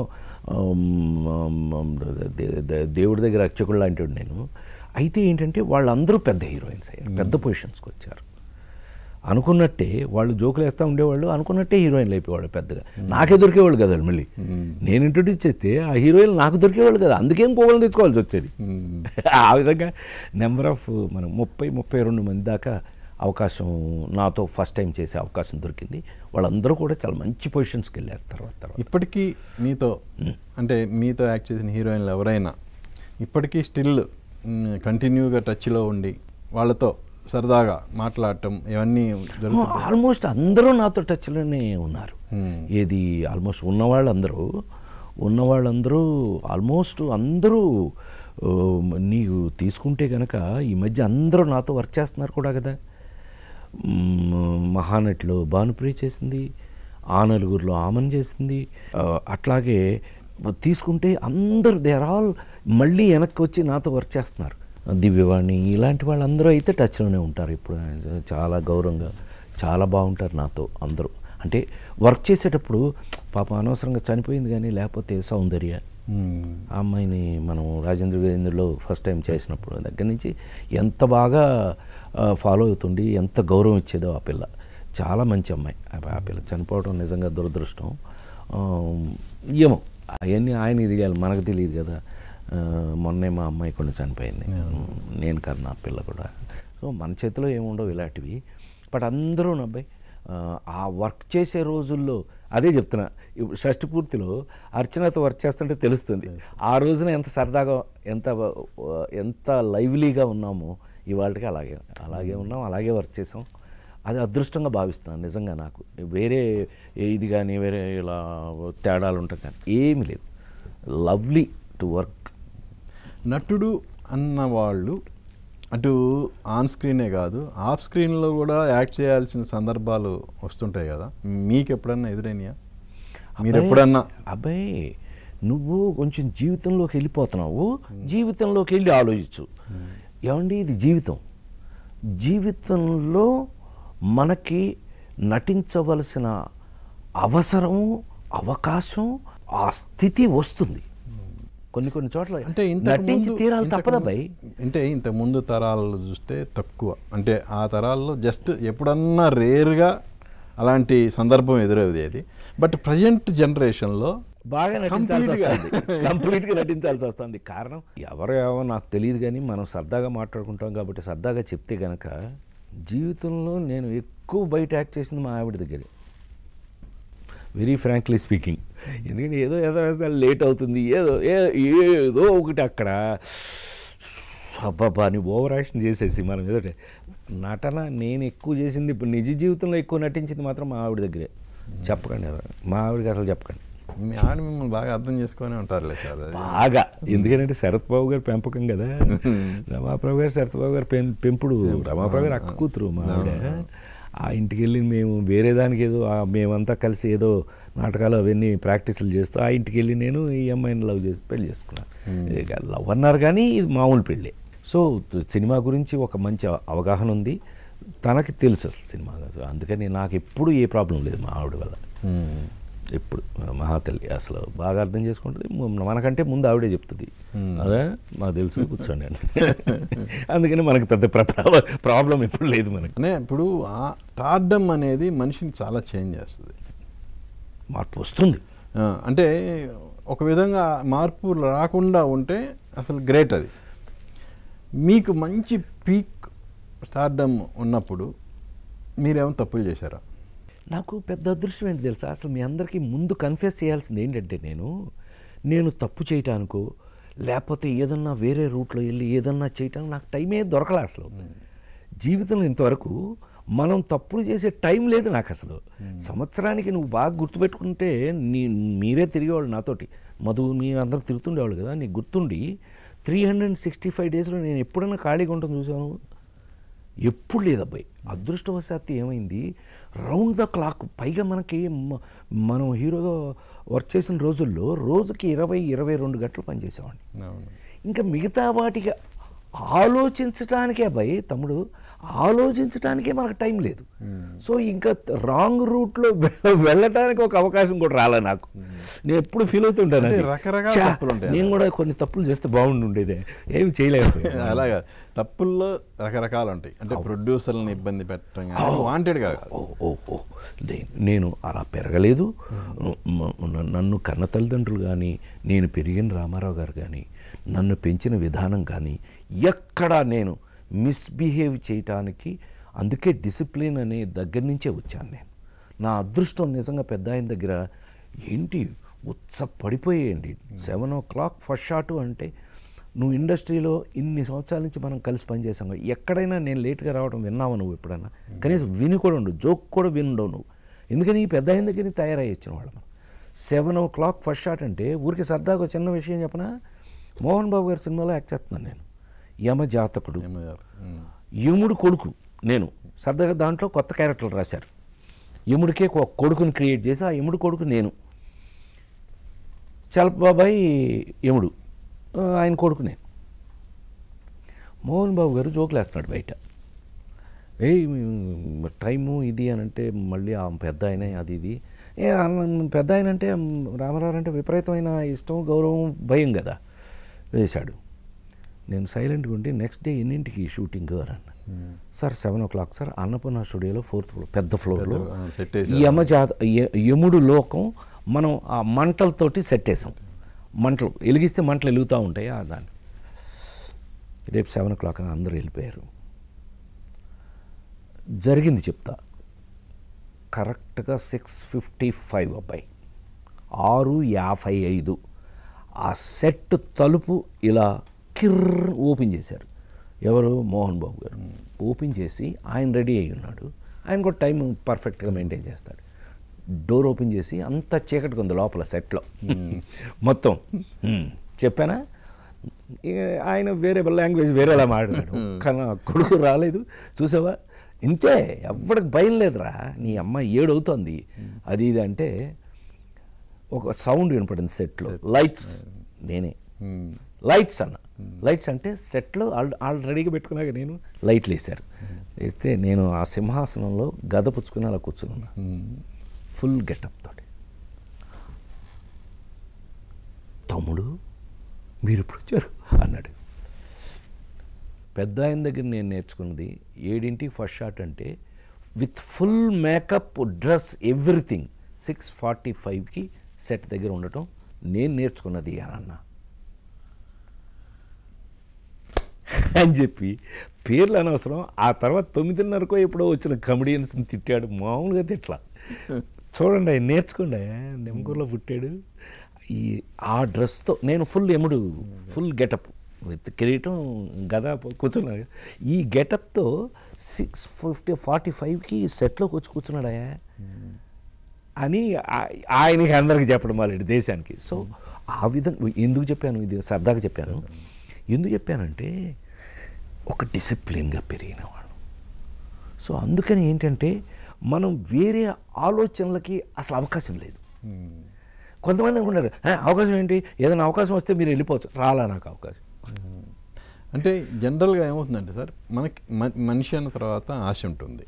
కరెక్ట్. సో మనం స్టార్డమ్ ఎంజాయ్ చేస్తున్నప్పుడు మనం కూడా ఈ సాంగ్ పలానా విదేశాల్లో చేస్తే బాగుంటుంది, లేదంటే పలానా కాశ్మీర్లో చేస్తే బాగుంటుంది అని మనకు అనిపించవచ్చు. అది మన నిర్మాతలు, మన సొంత నిర్మాతలు అయితే కొంచెం అక్కడ తీయండి కొంచెం అథారిటీగా డిమాండ్ చేసి కూడా చెప్పొచ్చు. అలా జరిగినాయి. నేను అదే చెప్తున్నా, ఇప్పటిదాకా చెప్పిన దాన్ని ఇప్పుడు నీకు సిచ్యువేషన్ చెప్పేస్తాను. ఆ అవకాశమే నాకు రాలేదు అని అన్నా. అసలు నా సినిమాలో ఏమండి లేడీస్ టైలర్ దగ్గర నుంచి ఏమండి నేను చివరికి డ్యూయెట్లు పాడిన సినిమా శ్రీరామచంద్రులు చస్తే నిజం చెప్పరని ఆ సినిమా వరకు అండి. అరకులో జాబిల్లి లేకపోతే నేను ఉంటే చాలు, సూర్యుడు రాకపోతే నేను వస్తే చాలు, ఉదిత్ నారాయణ హిందీ సింగర్ పాడారు. ఆ డ్యూయెట్తో నేను ఆ డ్యూయెట్ అయిన తర్వాత ప్రశ్న పిలిచి నీకు ఆ రోజు గుర్తుందో లేదు, మీరంతా న్యూస్ రాశారు, దీని తర్వాత ఇంకెప్పుడు జీవితంలో నేను డ్యూయెట్లు పాడనని చెప్పేసా ఆ రోజుతో. అలాగా ఆ రోజుల వరకు కూడా నా జీవితంలో నాకు ఏమండి డైరెక్ట్గా మిమ్మల్ని క్వశ్చన్ అడుగుతున్నానండి, నిన్ను అడుగుతున్నట్టే. ఏప్రిల్ విడుదల చేస్తున్నామండి. చుక్కలు తెమ్మన్నా తెంచుకురానా, చూస్తావా నామైనా, చేస్తాలే ఏమైనా పాట చేస్తున్నావు. ఆ పాట నువ్వు ఏ దేశంలో తీస్తావు చెప్పు చెప్పు. ఆ పాట పిచ్చోడా, నాకు అవకాశం రాలేదు అని చెబుతుంటే నమ్మడు. ఏంటంటే మీ తరఫున అడుగుతున్నాడు కదా నేను మేల్కొని ఊరుకోండి, లేకపోతే ఇట్లాబాయ్ అని చెప్పి మాకున్న చనువు తెలుసుగా 30 ఏళ్ళ నుంచి తమ్ముడు ఏడు. ఎందుకనంటే నా జీవితంలో నాకు పాటలు కాలేవు. అదృష్టం అండి అది, నీకు సబ్జెక్ట్తో పాటు కలిసిపోయిన పాటలు. సో చచ్చినట్టు నీకు ఒక పాట అక్కడ, ఇప్పుడు చుక్కలు తెమ్మన్నా తెంచుకురానా పాట, అది సీన్, అది ఇళయరాజా గారు పాట తిట్టాడు. ఒరే మీరు సీన్ ఇచ్చి నన్ను పాట చేయమంటారు ఏంట్రా అని తిట్టాడు ఆయన. కన్నయ్య కెట్టాయ అందులో డ్యూయెట్, అందులోనే లేకపోతే శోభన ఊటీకి వెళ్ళి చేశాంగా. అదే మహా ఎక్కువ నా జీవితంలో. ఎప్పుడో చెక్కడో దొరకడో అని ఎస్పి వెంకటబాబు నాతో తన సొంత సినిమా తీశాడు, అది కాశ్మీర్. నా జీవితంలో అతిపెద్ద అవుట్డోర్. తర్వాత ఇవి మనం సింగపూర్లో చేసాము. మా అల్లుడు వెరీ గుడ్ అదే సినిమా, నేను రమ్యకృష్ణ మా ఇద్దరి మీద డ్యూయెట్ సింగపూర్లో తీశాడు. తక్కువే తప్పితే వీలైనంత నేను హీరోగా యాక్ట్ చేసినప్పుడు నా డ్యూయెట్లు కానీ ఇలాంటి కోరికలు కానీ ఏది నాకు కోరే అవకాశం నాకు రాలా. ఎందుకంటే ఆ కథలు అలాంటివి. ఆ కథలు మన చుట్టూ, మన ఇంట్లో, మన ఊళ్ళో, మన పక్కన జరిగే కథలు. అందువల్ల ఏమైనాయి అనంటే వాటిల్లో ఈ గొంతెమ్మ కోరికలకి అవకాశం రాలా. సో అందుకని నేను ఎప్పుడూ ఆల్మోస్ట్ నేను ఫారెన్లో చేయలేదని చెప్పాలి.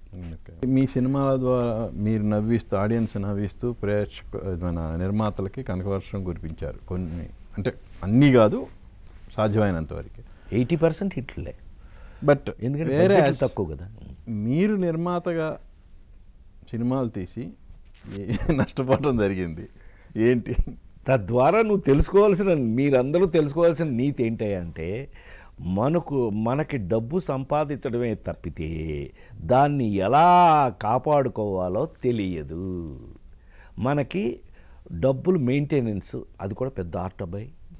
ఏది డబ్బుని ఎలా ఖర్చు పెట్టాలి, ఎలా మెయింటైన్ చేయాలి, ఎలా పెంచాలి, అది చాలా పెద్ద ఆర్ట్.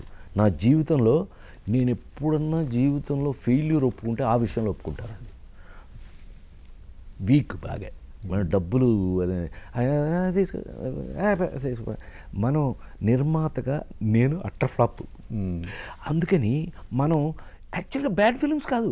నువ్వు రామండ్ సినిమా టీవీలో వచ్చినప్పుడు ఎన్నిసార్లు చూసి నాకు ఎన్ని ఫోన్లు అన్నయ్య, అబ్బా ఏం సినిమా తీసావు అన్నయ్య. అది మేడం సినిమా ఎంత సంగీతం గారితో ఎంత హైలీ అప్రిషియేటెడ్ ఫిల్మ్.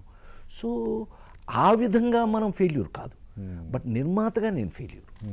ఎందుకనో డబ్బు లెక్కలు ఇవన్నీ కొంచెం మనం ఫెయిల్.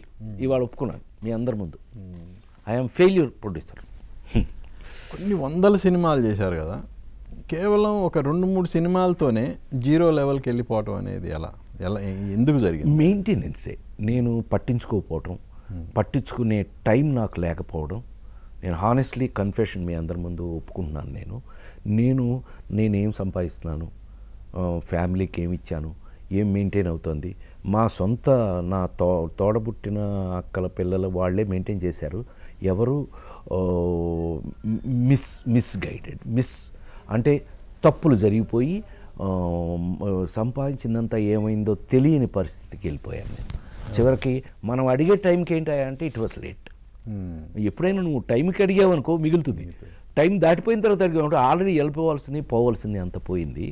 బట్ అయితే ఏంటంటే మన అదృష్టం ఏంటంటే భగవంతుడు ఎప్పటూ నాకు పని ఇస్తూ వచ్చారు. ఈ రోజు వరకు కూడా నాకున్న సాటిస్ఫాక్షన్ ఏంటయ్యానంటే డబ్బు లేకపోయింది, పని ఉందిగా, మనం పని చేసుకుంటున్నాంగా. ఇవాళ షష్ఠపూర్తి వరకు నాకంటూ నా కోసం కథలు, మీరందరూ నా కోసం, అట్లాగే మీరందరూ అని చెప్పి ఇంత అదే ఎఫెక్షన్ తోటి మీరు 20 ఏళ్ళ క్రితం ఎట్లా ఉన్నారు అట్లాగే ఉన్నారుగా మీరు. అట్లాగే క్యారెక్టర్ రాస్తున్నారుగా, అలాగే సినిమాలు తీస్తున్నారుగా మనతో పాటు. నేను హీరోని కాపు, hero what is the difference between నేను ఆ రోజుల్లోనే నన్ను హీరో అంటే ఒప్పుకునేవాడు కాదు. నేను క్యారెక్టర్నే, నేనేమి హీరోని. అప్పులప్పారావులో అప్పారావు గాడు ఆడు హీరోనా, ఆడు కనపడిన చోటలో అప్పు చేసి ఎదవాడు. నేను ఎప్పుడు అదే అంటుంటాను, నేనేంటి అన్నీ ఎదవలాశాలు అన్నీ. ఇప్పుడు లేడీస్ టైలర్లో వాడికి ఉన్న జపజల్లి జపచడవే బల్లి పడవే అని అన్నీ మూఢనమ్మకాలు. ఏమండి ఏప్రిల్ విడుదల నోరు తెరిస్తే అబద్ధం. చిన్నారావు గారు అంటే ఆడేమో మల్లికార్జున నేను అంటాను స్విచ్ అయ్యి లేకపోతే నా పుచ్చి పేలిపోతుంటాడు వాడు. ఎంత అద్భుతమైన సీన్స్. సో జీవితానికి దగ్గరగా ఉన్న పాత్రలు. ఆఖరికి మొన్న లగ్గం అనే ఒక సినిమా యాక్ట్ చేశా, కల్కి, దాంట్లో ఇవన్నీ మనకి మంచి.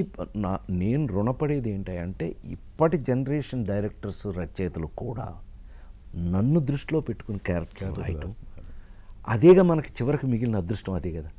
నేను మీ అందరి ముందు చివరి శ్వాస వరకు కూడా అలా యాక్ట్ చేస్తూ వెళ్ళిపోవాలనేది నా కోరిక. ఇప్పుడు ఇన్నేళ్ల కెరియర్లో మిమ్మల్ని హాంట్ చేసే, అంటే మీరు పోషించిన పాత్రలు మిమ్మల్ని ఎప్పుడు హాంట్ చేసేవి కొన్ని ఉంటాయి, అలా హాంట్ చేసే పాత్రలు అంటే ఏం చెప్తారు? ఒకటి కాదు అబ్బాయి, నాకున్న అదే మీరు ఎప్పుడైనా అడిగితే గబుక్కుని చెప్పలేకపోయే ప్రాబ్లం ఏంటంటే లేడీస్ టైలర్ హాంట్ చేయదా నన్ను, ఏప్రిల్ విడుదల హాంట్ చేయదా నన్ను, ఎర్రమందారం హాంట్ చేయదా నన్ను, ఆ నలుగురు హాంట్ చేయదా నన్ను. ఏమండి అసలు అక్కడ దాకెందుకు, అసలు ఒక్కటి అడుకో. మనకు అదృష్టం ఏమైంది, అంత కామెడీ సినిమాలను చివరికి వచ్చేటప్పుడు చిన్న కళ్ళమ్మ నీళ్ళు తిరుగుతాయి.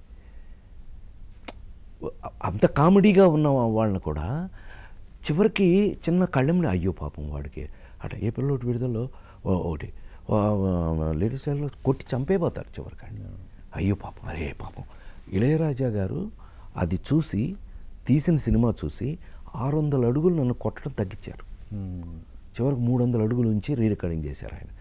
వాడిని అంత కొడుతుంటే నాకే మనసు బాగాలేదు, ఆడియన్స్ హర్ట్ అవుతారు అని చెప్పి తగ్గించారు ఆయన. సో ఇవన్నీ అందరూ కలిపి, ఎంత మహానుభావులతో వర్క్ చేశాను కదా నేను, అందరూ కలిపి పనిచేసినాయి. సో తద్వారా నాకు అర్థమైన నీతి జీవితంలో ఏంటయ్యా అంటే కనుక మనం మనలాగా ఉండి మనలాగా వెళ్ళిపోతే ఎలాంటి ప్రాబ్లమ్స్ ఉండవు. ఇప్పుడు ఒక సినిమానే కాదు, ఓటీటీలో వచ్చినాయి. అవును, మీరు రీసెంట్ నేను నాకున్న అదృష్టం అదే కదా, ప్రధానిలోనూ అడాప్ట్ అయిపోతాం. 5 జనరేషన్ల నుంచి మార్చు వచ్చేసేసి నేను పనిచేయట్లేదండి ఇప్పుడు జనరేషన్తో. అలాగే ఓటీటీలోనే వచ్చినాయి. సినిమా థియేటర్ నుంచి ఇంట్లోకి వచ్చేసింది, ఓటీటీ అన్నారు బై. హరికథ. అయ్యో పాపం ఎలాగా అంటే హరికథ కంటే ముందు అసలు సూపర్ హిట్ ఒకటి ఉంది, సేనాపతి. అవును. ఎవరు మా చిరంజీవి కూతురు, అవును. అది సుస్మిత, అది ప్రొడ్యూసర్. తను వచ్చి డైరెక్ట్గా వచ్చి అంకుల్ నాకు చేసి పెట్టారు, నాకు ఈ సినిమా చేయాలంటే ఫస్ట్ ఎత్తుకోవటం. ఆహాలో 50 రోజులు నాన్ స్టాప్గా స్ట్రాంగ్, అది హై సక్సెస్. ఇప్పటికీ అదే సక్సెస్ అట. మొన్న అరవింద్ గారు చెప్తున్నాడు, బాగా ఇప్పటికీ నీ సినిమానే పెద్ద హిట్ ఆహాలో. సేనాపతి మొన్న పెద్ద ఆయన గెటప్స్తో పాటు హరికథ ఎంత అద్భుతమైన. ఏమంటే హరికథ మనకున్న అదృష్టం ఏం జరిగింది అని అంటే సౌత్ ఇండియా కన్నా నార్త్ ఇండియా వాళ్ళు ఎక్కువ చూశారు అసలు ఆ సీరియల్స్ని. దాంట్లో వాళ్ళు కొనుక్కున్నారు కదా, ఎవరు వాళ్ళు, ప్రైమ్ అనుకుంటా, వాళ్ళు ప్రైమ్ వాళ్ళు కొనుక్కుని నేషనల్ వైడ్లో రిలీజ్ చేశారు దాన్ని. నార్త్ ఇండియా వాళ్ళు ఎంత బాగా చూశారు. ఆ గెటప్స్ వేసుకునే అవకాశం దొరికింది మనకి. పెద్ద ఆయన ఏమంటే తిరిగి మనం చూసి ఐబ్రోస్ ఎలా రాశారు ఆయన, ఆయన్ని చూసి ఆ డిక్షన్ ఎలా మాట్లాడారు అనే దానికోసం తెలుగు అది చూసి ఆ క్లారిటీతో వాటితో చేస్తే అందరూ మెచ్చుకుని బాగా చూశారు అబ్బాయి. సో అదొక అదృష్టం మనకి. కొత్తగా ఏదొస్తున్నా దాన్ని వెంటనే అడాప్ట్ చేసుకోవటం. ఇప్పుడు ఫిలిం నుంచి మనం డిజిటల్కి వచ్చేలా, ఇవాళ ఫిలిమ్స్లో ఫిలిం లేదు, అంతే కదా, డిజిటల్కి వచ్చేసాం. మీకు బాగా గుర్తుంటే కనుక ఫస్ట్ పైరసీ దొంగ క్యాసెట్లు అని వచ్చాయి, వీడియో క్యాసెట్లో దొంగ క్యాసెట్లు వచ్చింది ఫస్ట్ సినిమా లేడీస్ టైలర్. అమెరికాలో వాళ్ళు తెగ తిడుతుండేవాళ్ళు, అన్నయ్య అదేదో క్యాసెట్ వచ్చింది, అది చెత్తగా ఉందన్నయ్య అనండి. చెత్త ఎందుకు చూస్తారా నువ్వు సినిమా చూడాలి అంటే, ఆ సినిమాకి ఏం అదృష్టం జరిగింది అని అంటే కనుక చెత్త క్యాసెట్ చూసి మళ్ళీ థియేటర్కి వచ్చి మళ్ళీ చూశారు సినిమాని. సో నెంబర్ ఆఫ్ టైం చూడటం అయిపోయింది. పైగా అప్పుడు అడ్వర్టైజ్మెంట్లు ఉండేవి. ఆ వీడియో క్యాసెట్ వస్తూ ఉండగా అమ్మ ఏం జరిగిందో తెలుసు చెప్పు అడ్వర్టైజ్మెంట్ వచ్చేది, ముఖం మీద చెప్పు అడ్వర్టైజ్మెంట్ వచ్చేది. సో అందుకని ఈ దరిద్రం చూడలేక మళ్ళీ వచ్చి థియేటర్లో చూసేవాళ్ళు.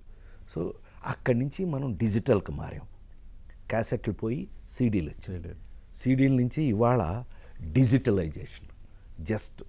Just a fraction of touch you will see the film. అంతా మార్పులు వచ్చేసినాయి.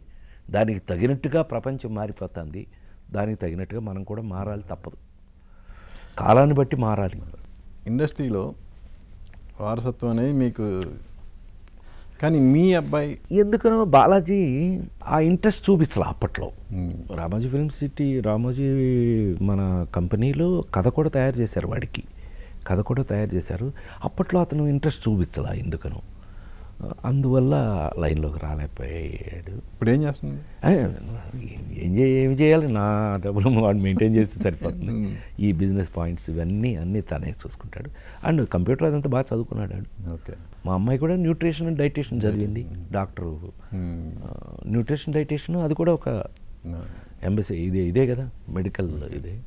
మీరు ఆర్టిస్టులు నెంబర్ ఆఫ్ ఫిల్మ్ చేయాలి అప్పుడే ఇండస్ట్రీ మనుగడ అని చెప్తూనే ఉన్నారు, చాలాసార్లు చెప్పాను నేను, చెప్తూనే ఉన్నాను, చేస్తూనే ఉన్నారు. కానీ రీసెంట్గా ఈ థియేటర్స్ కూడా వచ్చినప్పుడు కూడా వాళ్ళు చెప్పింది కూడా అదే, స్టార్స్ అందరూ నెంబర్ ఆఫ్ ఫిల్మ్ చేస్తే మా థియేటర్స్ సరైన ఫీడింగ్. నిజంగా అవును నిజమే కదా, మరి ఆ మాట నిజమేగా. ఇప్పుడు సినిమా అనేది ఇండస్ట్రీకి ఇది కావాలి, ఇండస్ట్రీకి అది కావాలి అని అంటే ఆ ఇండస్ట్రీలో బిజినెస్ కూడా అంత జరగాలి, సినిమాలు కూడా అన్నీ రావాలి. థియేటర్స్ అన్నీ మా రోజుల్లో ఎలా ఉండే గలగల నన్ను అయితే తిట్టేవారు కొంతమంది తోటి హీరోలు, నీ సినిమా వేస్తారు, కొంచెం ఆగి కొంచెం తక్కువ చేయి అని నన్ను తిడుతుండేవాళ్ళు. అలాంటిది అలా చేసాం అప్పట్లో. మరి నాకేంటంటే భయం, మళ్ళీ ఇండస్ట్రీలో ఉండనివ్వరు, నాకేదో భయం చిన్నప్పటి నుంచి. సో దొరికిన సినిమాలు వీలైనంత నా మనిషిగా నా వల్ల వీలైనన్ని సినిమాలు చేసాం మనం. అన్ని రిలీజ్లు అవుతుండే, అన్ని సినిమాలు ఉన్నాయి. ఇవాళ మరి గబుక్కున ఆదివారం అయినా, హాలిడే అయినా, ఎలక్షన్ అయినా, ఏదన్నా బలవంతపు సెలవు రోజు అయినా సరే నా సినిమా టీవీల్లో రావడానికి కారణం ఏంటయ్యా అంటే మరి అన్ని సినిమాలు చేయడం వల్ల. ఆల్మోస్ట్ 300 దగ్గరికి చేశాంగా మనం. చేయటం వల్ల ఇవాళ నెంబర్ ఆఫ్ సినిమాలు ఉన్నాయి. నా దృష్టిలో కూడా అందరూ కష్టపడి ఎక్కువ సినిమాలు చేయాలి, ఎక్కువ మంచి కంటెంట్ ఉన్న విషయాలు చేయాలి, జీవితాన్ని దగ్గరగా ఉన్న సినిమాలు ఎక్కువ చేయాలనేది నా పర్సనల్ కోరిక. ఈ ఎంటైర్ లైఫ్లో ఎప్పుడన్నా అంటే మీతో సినిమా మొదలుపెట్టి సడన్గా ఆగిపోవటం ఇలాంటి ఎప్పుడన్నా జరిగినాయా? అంటే నాకు తెలిసి ఒక ఇన్సిడెంట్ ఉంది, అందుకని అడిగాను.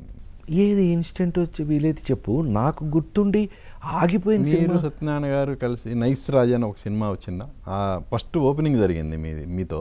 కాదు కాదు కాదు, అది మంద కాదు, అది వేరే అనుకుని స్టార్ట్ చేసి ఇది నేను కాదు, నైస్రాజా నేను రాలేదే. తర్వాత రాజా రవీంద్రతో తీశారు. అయింది ఫస్ట్ ఓపెనింగ్ మీతో అయింది కదా? కాదు కాదు కాదు, ఒకవేళ ఓపెనింగ్ నేను వచ్చానేమో నాకు తెలియదు, కానీ నా మీద కాదు. ఓకే, అట్లా ఎప్పుడు జరగలేదు అబ్బాయి. అలాంటి సత్యం ఏమన్నా? అయ్యో, సత్యం విషయంలో ఇంతవరకు నాకు గుర్తుండి ఈ ఈ ఈ జర్నీలో నాతో మొదలుపెట్టి ఆగిపోయిన సినిమా అంటూ లేదు. ఎందుకంటే మన అదృష్టం ఏంటంటే మొదటి నుంచి కూడా బడ్జెట్లు, చిన్న బడ్జెట్లు, ఇంత బడ్జెట్, అది ఇంత అయిపోయింది, ఇంత అనుకుంటే అంత అయిపోయింది, అంత అనుకుంటే ఇంత అయిపోయింది, అదంతా ఇప్పుడు లేదు. అనుకున్నంతలో ఉన్నంతలో పర్ఫెక్ట్గా సినిమాలు చేసేవాళ్ళం. అందుకే అంతకాలం మనం లాంగ్విటీ రావడానికి కారణం. 48 yearsలో రాజేంద్ర ప్రసాద్ సంపాదించింది ఏంటి, పోగొట్టుకుంది ఏంటి? పోగొట్టుకున్నది డబ్బు, సంపాదించుకున్నది మాత్రం కొన్ని జన్మలకి సరిపడిన ప్రేమ. ప్రతి ఇంట్లోనూ ఇందాక అనుకున్న మాట ఇంకొకసారి అనుకుందాం, నాకు ఫ్యాన్స్ అంటూ లేరు, ఫ్యామిలీ మెంబర్సే. ప్రతి ఇంట్లోనూ ఒక మహానుభావుడు గురుగారు చచ్చిపోయి అక్కడ ఉన్నాడు, డాక్టర్ శ్రీనారాయణ రెడ్డి గారు అనేవాడు, ప్రసాద్ నీకు నువ్వు ఎలా తయారయ్యావంటే ప్రతి ఇంట్లోనూ ఒక కంచం ఓ మంచం ఉన్నట్టు ఒక రాజేంద్ర ప్రసాద్ సినిమా అయ్యా, నువ్వు ప్రతి ఇంట్లోనూ ఒక మనిషి అయిపోయావు అనేవారు ఆయన. ఒక మంచి మాట, నటకిరీటి అని ఆయనే ఇచ్చింది నాకు. సో అంటే కామెడీ చేస్తున్నావు, మగవాడి చేత ఆ నలుగురు కంటతడి పెట్టించావు, అంటే ఏడుపు చేస్తున్నావు, నవ్వు చేస్తున్నావు, నవ్వినా నీళ్ళు వస్తాయి, ఏడిసిన నీళ్ళు వస్తాయి. సో కిరీటి అంటే అర్జునుడు, 2 చేతులతోనూ బాణాలు వేయగలిగిన వాడు అర్జునుడు. సో నట కిరీటి అని ఆయన ఇచ్చారు ప్రేమతో. ఆయన ఎక్కువ ఇలా అంటుండేవారు అనమాట. సో అందుకని మనకేంటంటే ఎస్ నువ్వు అన్నట్టు it's a balancing. So entire కెరీర్లో మీరు నవ్వించారు, ఏడిపించారు, అవకాశాలు కోపం వచ్చేటట్టు చేశారు, అన్ని రసాలు రావటం జరిగింది. మీ బ్యాలెన్స్ ఉంది, ఇది నేను చేయాల్సింది మిగిలి ఉంది అనుకున్నది ఏదైనా ఉందా? అంటే నాకు ఫస్ట్ నుంచి ఉన్న ఒక అలవాటు ఏంటి అంటే, నాకు ఇది కావాలి అనగట్టే ఈ రోజుకి తిండి కూడా నేను నాకు ఇది కావాలి నా వాళ్ళు ఏం పెడితే అందులో ఏం బాగుంటుందో అది తింటాను. సో నేను ఇవాల్టి వరకు నేను దేవుడిని మెయింటైన్ చేస్తుంది, ఇవాల్టి వరకు కూడా నమ్మింది నేను ఏంటంటే, మనకు వచ్చిన అవకాశాన్ని ఎంత బాగా మనం వాడుకుంటాం. మనకు వచ్చిన ఇవాళ షష్ఠపూర్తి ఒక అవకాశం. ఏమండి, ప్రతి మనిషి జీవితంలోనూ షష్ఠపూర్తి ఒకేసారి వచ్చా, ఎన్నిసార్లు కావాలంటే అన్నిసార్లు వస్తుందా? రాదుగా, ఒక్కసారే వస్తుంది. ప్రతి మనిషి జీవితంలో షష్ఠపూర్తి అనేది ఒక్కసారే వస్తుంది. ఇవాళ నాకు వచ్చింది అవకాశం. ఆ వచ్చిన అవకాశాన్ని ఎలా వాడుకుంటున్నాం, నెక్స్ట్ ఏమొస్తుందో ఇంతకంటే మంచిది రావచ్చుగా. మనం ఇంగ్లీష్ సినిమా కూడా చేసే అవకాశం ఇచ్చారు భగవంతుడు మనకి, క్విగ్గన్ మురుగన్ అని చేశా. అది క్విగ్గన్ 2, క్విగ్గన్ 3, క్విగ్గన్ 4 కూడా చేయవలసింది మనం. అవి లేట్ అయినాయి యాక్చువల్గా. 20th Century Fox వాళ్ళతోటి ఈ ప్రొడ్యూసర్కి ఏదో వాళ్ళకున్న ఏదో లెక్కలు. ఇప్పుడు మళ్ళీ 2 స్టార్ట్ చేస్తున్నాం. సో మళ్ళీ ఇందులో గమ్మత్తుగా ఇవాళ మనకి అదే పెరిగిన టెక్నాలజీ మనకు ఉపయోగపడటం అంటే ఆర్టిఫిషియల్ ఇంటెలిజెన్సీ, అది ఏఐ పెరిగిపోయింది. ఇప్పుడు దాన్ని కూడా అడాప్ట్ చేస్తూ ఆ సినిమా జరుగుతుంది. ఇప్పుడు నెక్స్ట్ చేయబోయేది అందుకే ఫిట్గా ఉన్నాను చూస్తున్నాను. అలా మీ సినిమాల్లో సీక్వెల్స్ చేయాలనుకొని యాక్చువల్గా మన వాళ్ళు ఏప్రిల్ విడుదల, లేడీ స్టైలరు చేశారు, కానీ అది కానీ వంశీకి నాకు అక్కడే గొడవ అయింది. ఎప్పుడు గొడవ పడతానే ఉంటాం. దానికి అట్లా చేయొద్దు అని అన్నాను, వినలేనమాట. చూడ ఎందుకు పనికిరాలేదు, అది చివరికి ఎవరికీ ఉపయోగపడకుండా పోయింది. అది అట్లా చేయకూడదు. బిగినింగ్ డేస్లో ఒక అద్భుతంగా అనుకున్నాడు వంశీ, అట్లా చేయలేకపోయాం. అది చేస్తే బాగుండేది. Fashion designer son of lady styler అని, అది రవితేజ నా మీద చేద్దాం అనుకున్నారు. ఏది అవును, వాళ్ళిద్దరు ఇష్టపడ్డారు అప్పుడు ఆ ప్రాంతాల్లో. బట్ ఎందుకో జరగలేదు. అట్లా జరిగి ఉంటే బాగుండేదేమో నువ్వు చెప్పినట్టు. తర్వాత కథ అనేది కంటిన్యూ అవ్వాలి, కానీ అదే తీయటానికి మళ్ళీ ఎందుకు స్వామి చెప్పినట్టు అప్పుడు కంపారిజన్ వస్తుంది కాదు, కంపారిజన్ వచ్చి తీరుతుంది. ఆ రోజున మనం అదే నన్ను అడిగితే నేను వంశీకి చాలా నిర్దాక్షిణ్యంగా రిజెక్ట్ చేశాను, నేను చేయనని. ఎందుకు అనంటే ఏమండి ఆ రోజున మనం చేసిన రోజున ఆ రోజున మనకున్న మూడ్ ఎలాంటిది, డూ ఆర్ డై. అది అది అది అది గొప్పగా ఉండాలి లేదా చనిపోవాలి మనం. ఈ రెండిట్లో ఏదో ఒకటి డూ ఆర్ డై పరిస్థితులు చేసాం ఆ రోజు మనం, ఇవాళ అలా చేయకూడదు అని. ఫైనల్గా షష్ఠి పూర్తి ఎందుకు చూడాలంటే ఏం చెప్తారు? ఈ రోజున మారిపోయిన సందర్భాన్ని బట్టి, జనరేషన్లు మారిపోతున్న సందర్భాలని బట్టి తల్లి తండ్రి అనేవాళ్ళు మనకు కనిపించే దైవాలు. ఆ దైవాల్ని మనం మన కన్నీ పెంచి కష్టపడి మన గొప్పవాళ్ళు అయ్యే వరకు వాళ్ళు ఎన్ని మానేసి ఉంటారో, ఎన్ని సాక్రిఫైస్ చేసి ఉంటారో, ఎన్ని చేసి ఉంటారో నేను చెప్పకల మీకు తెలుసు. కానీ అలాంటి కన్న తల్లిదండ్రుల్ని మనం ఎలా చూస్తున్నాం? ఇవాళ వచ్చిన మార్పులకి జనరేషను మారిపోయింది, చాలా మారిపోయింది. మార్పుల్లో వాళ్ళని మనం ఎలా చూస్తాం? అసలు ఓల్డ్ ఏజ్ హోమ్లు ఎందుకు వచ్చినాయి? అలా ఎందుకు రావాలి? వాళ్ళు మిమ్మల్ని పెంచగలిగి మీరు మమ్మల్ని వాళ్ళని జాగ్రత్తగా చూసుకోలేరా అనే పరిస్థితికి ఒక అద్భుతమైన చక్కగా కుదిరింది. మీకు ఇళయరాజా దగ్గర నుంచి పద్మశ్రీ తోట తరణి దగ్గర నుంచి కీరవాణి గారి పాట రాసిన దగ్గర నుంచి అన్నీ మీ టెక్నీషియన్స్ వర్క్ చేసి మీరు చూశారు కదా. మమ్మల్ని నమ్మి మీకు ఒక మంచి విషయాన్ని మీ ఇంట్లో హాయిగా చిన్న పిల్లల దగ్గర నుంచి తాత అమ్మమ్మ నాన్నమ్మ తాతల దగ్గరకు అందరూ కూర్చొని చూసే సినిమాని మళ్ళీ చేసాం. దయచేసి చూడండి. ఆ వాల్యూస్, మనం ఏ వాల్యూస్ అయితే మనం కోల్పోతున్నామో, ఏ వాల్యూస్ అయితే మనం మిస్ అవుతున్నామో జీవితంలో, వాటి కోసం దయచేసి షష్ఠి పూర్తి సినిమా చూడండి. మీకు నచ్చితే 100% మీరు మనసులో మెచ్చుకున్నా కూడా నా దగ్గరికి వచ్చేస్తుంది. భగవంతుడు నాకు ఇచ్చినటువంటి వరం మీకు తెలుసు కదా. వెంకటేశ్వర స్వామి నాకు ఇచ్చినటువంటి భిక్ష కూడా మీకు తెలుసు. తిరుమల కొండ మీద కాటేసి కట్టిన ఏకైక నటుడిని నేను. కట్టే అవకాశాన్ని స్వామి ఇచ్చిన నటుడిని. సో మీరు చక్కగా చెప్పారు అనుకుంటే అది మాకు చేరిపోతుంది. దయచేసి మన జీవితాల గురించి మనం అందంగా అనుకుని అందంగా ఉండడానికి రేపు మన పిల్లలకి మనం నేర్పుకోవాల్సినటువంటి మంచి విషయాలున్న షష్ఠి పూర్తి సినిమాని తప్పకుండా చూడండి. ఏవిఎన్ ప్రేక్షక దేవుళ్ళందరికీ కూడా నమస్కారం. మీరు అన్నట్టే పెళ్లి సాంగు పెళ్ళి ఏదైనా పెళ్లి జరుగుతుంటే మీ పెళ్లి సాంగ్ ప్లే అవుతుంది. సో ఎవరన్నా మనకు దూరం అయినప్పుడు ఆ నలుగురు సాంగ్. ఇక ఎవరైనా షష్ఠి పూర్తి చేసుకున్న టైంలో ఈ షష్ఠి పూర్తి సాంగ్ మీరు ప్లే అవ్వాలి, అవుతుందని కోరుకుంటూ, అలాగే మీరు ఇలాగే 48 సంవత్సరాలు ఇంకా మరిన్ని సంవత్సరాలు మా తెలుగు వారందరినీ నవ్విస్తూ హ్యాపీగా ఉండాలని మనస్ఫూర్తిగా కోరుకుంటున్నాను. థ్యాంక్ యూ నాన్న. గాడ్ బ్లెస్ యూ తమ్ముడు. Love you. చూశారు కదా రాజేంద్ర ప్రసాద్ అన్నయ్యతో మన స్పెషల్ చిట్ చాట్. మళ్ళీ మరో గెస్ట్తో మీ ముందుకు వస్తాను. మీ ఎన్ఎస్ఆర్ సైనింగ్ ఆఫ్. చూస్తూనే ఉండండి ఏబిఎన్ ఆంధ్రజ్యోతి.